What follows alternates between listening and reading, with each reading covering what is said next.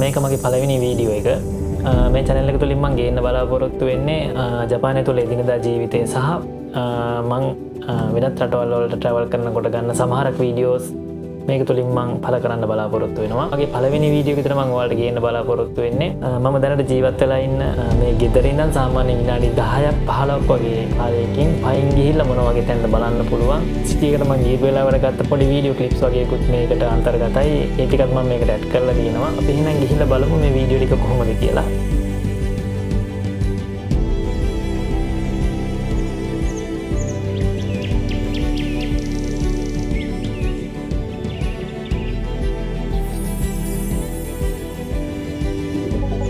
මම දැන් ඇවිල්ලා ඉන්නේ ෆුකුෝකා ටවර් එක ළඟින්ම තියෙන මොමොචි සීසයිඩ් පාක් කියන එකට. මෙතන හරිම ලස්සනයි මේ පයිනස් ගසුත් එක්ක වට වෙලා තියෙන මේ පාක් එක.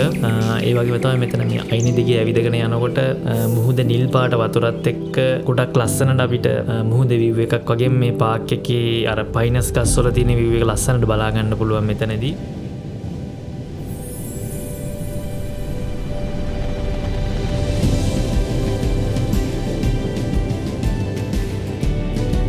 දැන් මේ ඔයාලා දකින්නේ මොමොචි බීච් එක. මේක ආටිෆිෂල් බීච් එකක් උඩත් මේක හරි ලස්සනට මේන්ටේන් කරනවා ඒ කට්ටිය. මමත් අනිවාර්යෙන් මේ හරියට ආපුවා මේ බීච් එකේ පොඩ්ඩක් ඇවිදලා කරලා යන්න අමතක කරන්නේ. හරිම ලස්සනයි. අපි එහෙනම් යන්න ටවර් එක පැත්තට.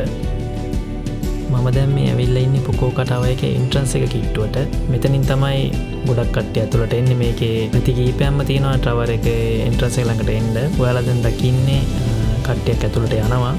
මෙතනින් ඇතුළට ගිහිල්ලා ටිකට් එකක් මිලදී අරගෙන උඩ ඩෙක් එකට යන්න තියෙන ලිෆ්ට් එකෙන්.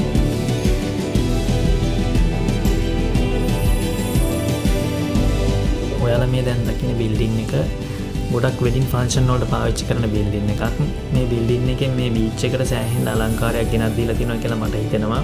ඊට බැහැලා යන වෙලාවට මුහුදේ වතුරත් එක්ක මාර ලස්සන view එකක් මෙතනින් බලා ගන්න පුළුවන්.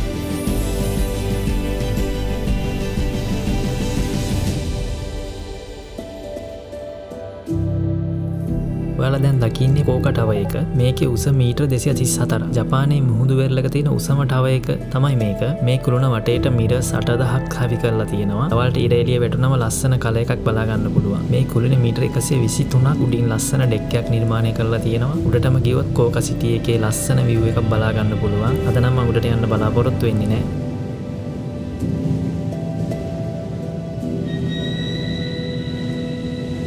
ඒ වගේම තමයි මෙතන ෆුකුෝකා ටවර් එකේ පිටිපස්සේ කොටසේ තියෙනවා පොඩි ඩෙක් එකක්. ඒකේ චූටි පඩි බෙලක් නැගලා උඩට යන්න තියෙන්නේ.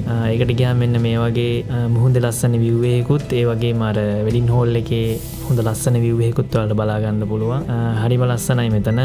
මෙතන මමත් ඇවිල්ලා ගොඩක් දුරට විනාඩි 5ක් 10ක් විතර මෙතන උඩ ඉඳලා එවලා මේ sea view එක බලලා යන්නේ. දැන් මේ ඔයාලා දකින්නේ මම ගෙදර යනින් ගමන් අපේ ගේ ළඟදී ගත්ත ෂොට් එකක්.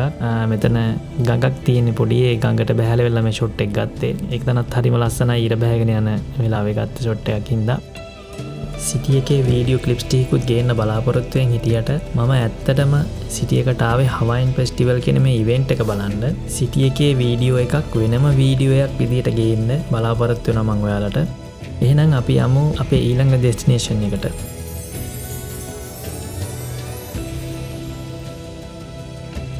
ඇවිදගෙන යනකොට හම්බෙච්ච මෙන්න මේ ගෙදර පොඩ්ඩක් බලන්නකෝ. සෝබාදහමට ගොඩක් ආදරය කරන කෙනෙක්ගේ ගෙදරක් වෙන්න ඕනේ. ඒ වගේ ගෙදරක මටත් ඉන්න තිබ්බනම් කියලා හිතුණා.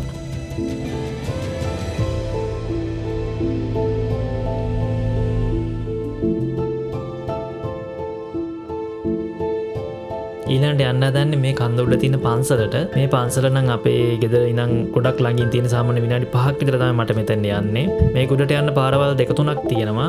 මං අද තෝරගත්තේ මෙන්න මේ පාර. මේක හරිම ලස්සනයි. මේ පාරෙන් යනකොට ගස්වැල් වලින් වට වෙලා නිකන් බින්ගයක් ඇතුලේ යනවා වගේ ෆීලින් එකක් තමයි දැනෙන්නේ. අපි යන් එහෙනම් උඩට.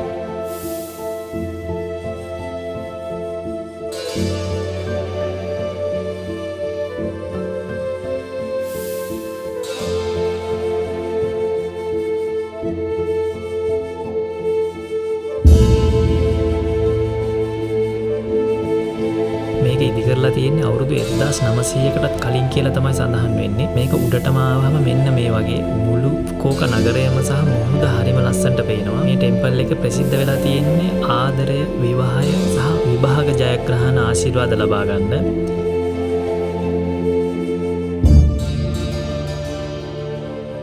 මේ ටෙම්පල් එකේ උඩම කොටසට ආපුවම හිතට හරිම නිදහසක් දැනෙනවා. ඒ වගේම තමයි අපි එදිනෙදා ගෙවන කාර්යබහුල ජීවිතයෙන් පොඩ්ඩක් ඈතට ගියා වගේ හැඟීමකුත් මෙතන ආපුවම දැනෙනවා. ඒ වගේම තමයි ඔයාලා කැමති නම් ඔයාලට පුළුවන් ඔයාලට අනාගතේ කොහොමද බලපාන්නේ කියලා පොඩ්ඩක් මෙතනින් බලා ගන්න. මෙන්න මේ පේන බොක්සස් වලින් චිට්ටයක් අරගෙන ඒකෙන් ඔයාලට බලා ගන්න පුළුවන් ඔයාලට රැකිරස්සා ඉස්සරහට කොහොමද බලපාන්නේ, ආදරේ කොහොමද ඔයාලට ඉස්සරහට බලපාන්නේ. ඒ වගේ දේවල් වලට ආවේනික මේ බොක්සස් මෙතන තියෙනවා. ඒකෙන් චිට්ටයක් අරන් ඉතින් ආවොත් කරලා බලන්න. ඒකත් ඉතින් මෙතෙන් ඇවිල්ලා කරන්න තියෙන ෆන් වැඩක්.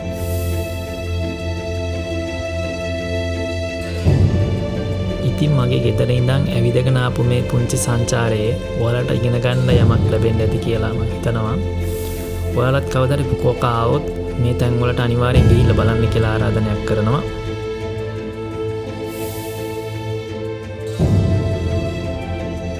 වීඩියෝ එක අවසානයේත් එක්ක ඇඳීටියට බොහොම ස්තුතියි. ඉතින් මේට වැඩිය පොඩ්ඩක් වෙනස් මූණවරකින් ඉස්සරහට වීඩියෝ පළ කරන්න මම බලාපොරොත්තු වෙනවා. ජපානයට කැමති, ඒ වගේම ජපානයට එන්න බලාපොරොත්තු වෙමින් ඉන්න අය සහ ජපානයේ ටුවරිසම් ස්පොට් වලට ගියොත් මොන වගේ අත්දැකීමක්ද ඔයාලට ගන්න පුළුවන් කියන දේවල් මම ගොඩක් ඉස්සරහට මේකෙන් ගේන්න බලාපොරොත්තු වෙනවා. ඒ වගේම මම වෙනත් රටවල් වල ට්‍රැවල් කරනකොට ඒ වීඩියෝස් උත් මේකේ පළ කරන්න මම බලාපොරොත්තු වෙනවා. එහෙනම් අලුත් වීඩියෝ එකකින් හම් වෙනකම් හැමෝටම ජය වේවා.